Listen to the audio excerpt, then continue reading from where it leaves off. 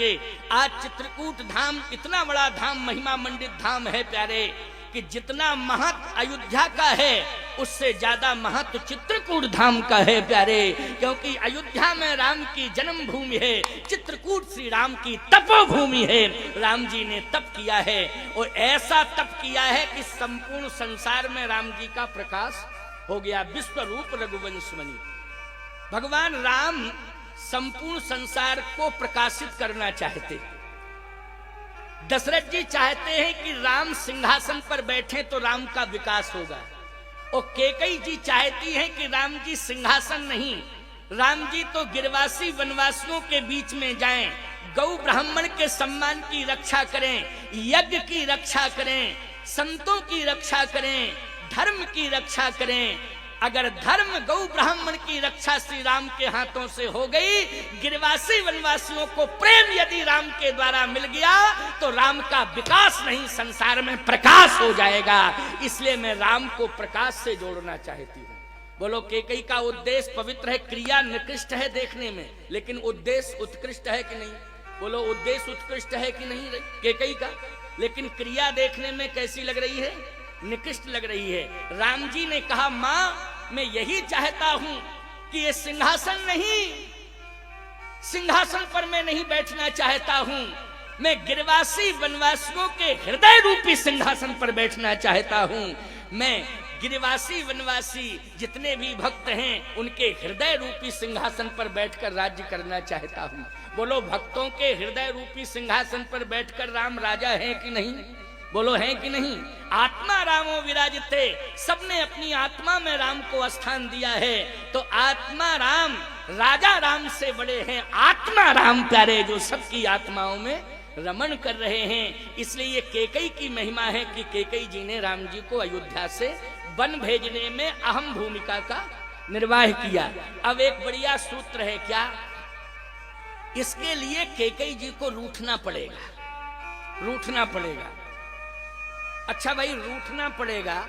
हमारे यहाँ पहले मर्यादा थी, क्या मर्यादा थी? अब जो रूठना होता है इनका, माताओं का रूठना, वो होता है फुटपाथ पे, फुटपाथ पे रूठेंगे, जिससे पूरे गांव को पता चल जाए, क्षेत्र को पता चल जाए, मीडिया को पता चल जाए कि हमारी क्या समस्या। लेकिन पहले महिला रूठती थी, नारी रूठती थी तो बाहर आवाज नहीं जाती थी, आवाज नहीं जाती थी, ये मर्यादा थी। ऐसी ही मर्यादा होनी चाहिए। हम ये नहीं कहते हैं कि तुम अपनी मांग की पूर्ति ना करो, लेकिन मांग की पूर्ति करना है तो सड़कों पर नहीं। याद रखना, मंडप के नीचे जिसने आश्वासन दिया है कि मैं तुम्हारी हर मांग की पूर्ति करूंगा, उसी से तुम्हें मांगने का अधिकार है। फुटपाथ पर मांगने का अधिकार नहीं है, उसी से मांगने का अधिकार है। लेकिन उससे कहां मांगने का अधिकार है? मंडप के नीचे ये भी बताया जाता है कि सदा अपने साथ मर्यादा रखना।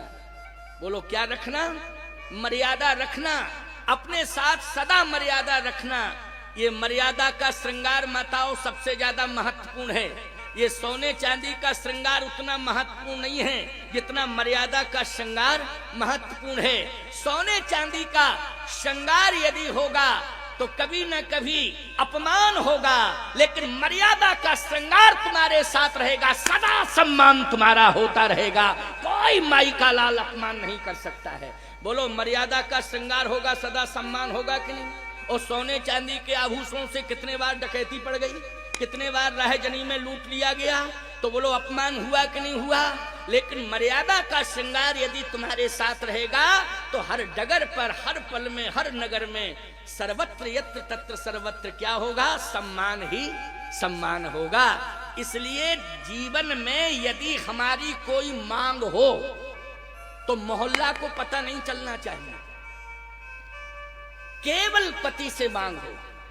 और मांग कैसी होना चाहिए, किस तरह से?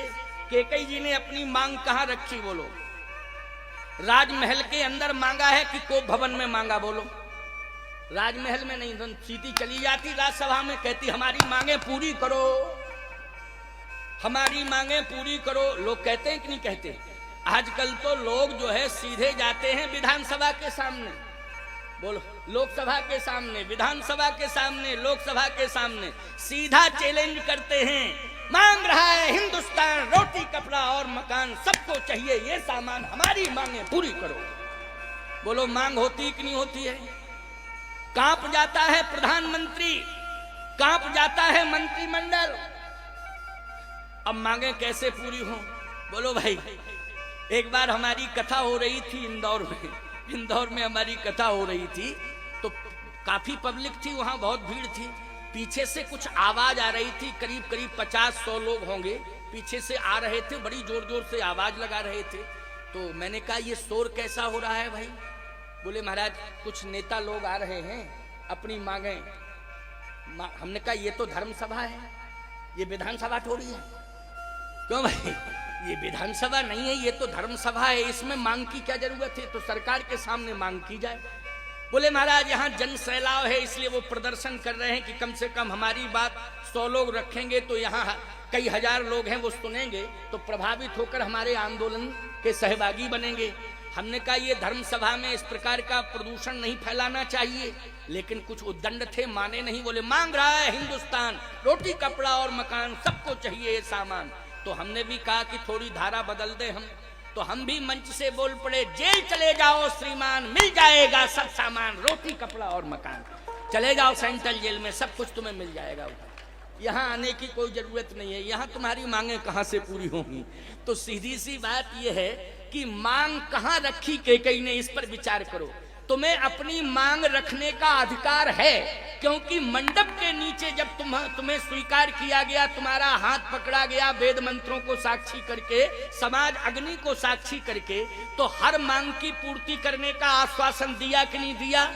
दिया है, उसी से तुम्हें मांगना है। लेकिन मांगने का तरीका कैसा होना चाहिए, इस पर विचार करो। मर्यादा में मांगो, पति से मांगो, और ऐसा मत मांगो कि पतियई के प्राण चले जाएं। ऐसा भी नहीं मांगना है। क्यों भाई, क्या फायदा है ऐसी मांग से कि पति के प्राण न रहे, प्राण ही चले जाएं, तो कौन फायदा है मांगने से? तो मैं कहना ये चाहता हूं, मांगने का तरीका होना चाहिए। कैसे मांगना चाहिए?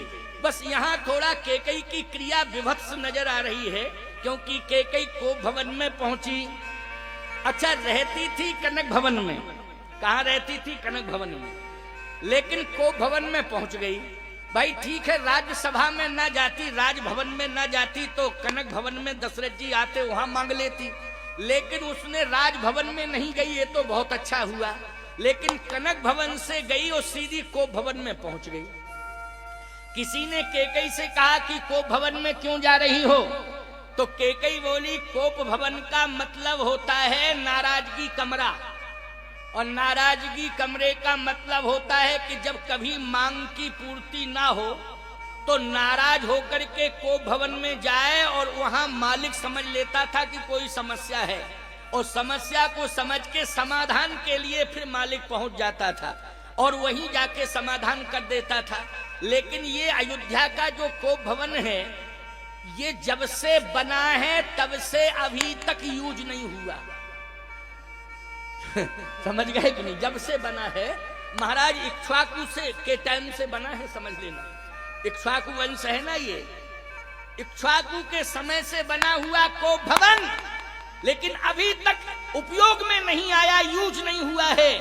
कैकेयी बोली तो मैं उद्घाटन किए देती हूं, मेरे द्वारा उद्घाटन हुआ जाता है। तो कैकेयी गई और प्रवेश कर गई साहब, और जैसे ही कोप भवन में प्रवेश की तो अंधकार ही अंधकार था, अंधकार। क्योंकि कोप भवन मानी होता है क्रोध का भवन। अच्छा, आंखों में अगर क्रोध आ जाए तो दिन के 12 बजे भी अंधकार हो जाता है कि नहीं? आंखों पे क्रोध आते ही अंधकार छा जाता है। हाँ, थोड़ा सा माइक ठीक करो बेटा, ये आवाज स्पार्किंग हो रही है ना कहीं से। तो क्यों हो रही स्पार्किंग? पानी तो नहीं बरसने लगा है? अच्छा अच्छा, फिर कहां से हो रहा है? कोई बात नहीं, ठीक कर लो। देखो एक बात बताएं आपको, कभी भी रसोई में भोजन बन रहा हो, भोजन बनाने वाले को डिस्टर्ब मत करो, नहीं तो उस दिन तुम भोजन ही नहीं कर सकते हो। मिर्च ज्यादा डाल देगा, नमक ज्यादा डाल देगा, भोजन का स्वाद बिगड़ जाएगा, है नहीं? यही कहो कि वाह बहुत अच्छा भोजन बनाते हो, है? या बनाती हो, क्यों भाई, बहुत अच्छा। थोड़ा तारीफ करो तो मन से भोजन बनेगा। ऐसे ही गाड़ी चलाने वाला ड्राइवर, बगल में मालिक बैठा हो और बगल में ड्राइवर गाड़ी चला रहा और कहा जाए तुम बेवकूफ ड्राइवर हो, चलाना नहीं जानते हो, तुम ऐसे नहीं चलाना चाहिए तुमको, तुम बहुत ही नालायक हो, तुमको चलाना नहीं आता है, तुम बहुत मूर्ख ड्राइवर हो। ईमानदारी से बताओ, दिमाग खराब करोगे उसका तो ऐसी टच करेगा गाड़ी के तुम निपट जाओगे और वो भाग जाएगा, क्योंकि उसके हाथ में स्टीयरिंग है। बोलो है स्टीयरिंग कि नहीं? तो कभी भी ड्राइवर को डिस्टर्ब मत करो, गाड़ी चला तारीफ करो उसकी, बहुत अच्छी गाड़ी चलाते हो बेटा, लेकिन थोड़ा धीमा चलाया करो, लेकिन चलाते तुम बहुत अच्छी हो गाड़ी, हम बहुत प्रसन्न हैं तुम्हारे ऊपर। फिर जब मंजिल पालो तो भले ही भगा दो उसको, समझ गए हो कि नहीं? लेकिन रास्ते में दिमाग खराब नहीं करना चाहिए। ऐसे ही ऑपरेटर माइक का, अब प्रवचन चल रहा है और हम उसकी खींचतान शुरू कर दें बेचारे की, तो पता नहीं कौन सा सिस्टम गड़बड़ कर दे तो गला ही निपट जाएगा, फिर अस्पताल के चक्कर काटते फिरो। लेकिन बहुत अच्छा है, बढ़िया साउंड है, तारीफ है तुम्हारे साउंड, एकदम तारीफ है, गजब की बात है? अच्छा एक बात बतावें, हम जो तुम्हारे साउंड की तारीफ कर रहे हैं ये भिंड जिला तक सीमित नहीं है, ये यूट्यूब चैनल के माध्यम से जो है कई प्रांतों में और कई राष्ट्रों में ये हमारा संदेश जा रहा है। तो बेटा तुम्हारे माइक की तारीफ हो रही है कि नहीं? इसलिए इसका ध्यान रखना। तो बहुत अच्छे बच्चे हैं, हम आशीर्वाद देते हैं, और कभी कभी व्यवस्था में हो जाता है तो ये तो कंडीशन पर डिपेंड करता है, क्या कंडीशन हो जाती है, कोई बात नहीं। आओ सुनो। अच्छा ये बताओ चर्चा कहाँ चल रही थी, जल्दी बोलो। हाँ हाँ हाँ, देखो हम भूले नहीं थे, लेकिन हम तो तुम्हारी परीक्षा ले रहे थे कि तुम सुन रहे हो कि हमारी बात को समझ भी रहे हो, कि खाली बैठे ही बैठे सुन रहे हो। समझ